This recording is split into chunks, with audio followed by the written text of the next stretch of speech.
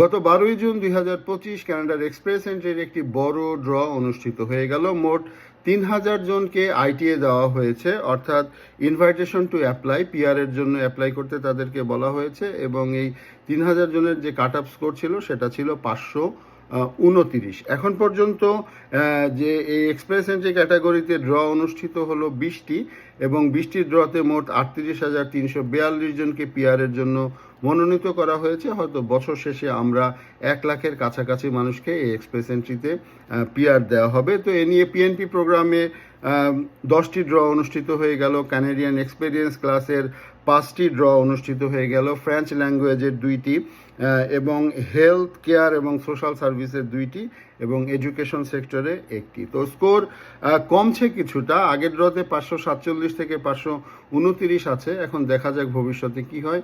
এ নিয়ে আমার বিস্তারিত ভিডিও ইউটিউব চ্যানেলে রয়েছে, দেখবেন আশা করি। যারা পিআরের জন্য নমিনেশন পেলেন তাদের সবাইকে অভিনন্দন, এবং কাট অফ স্কোর মাথায় রাখবেন, 500-র নিচে নামা আপাতত সম্ভব না।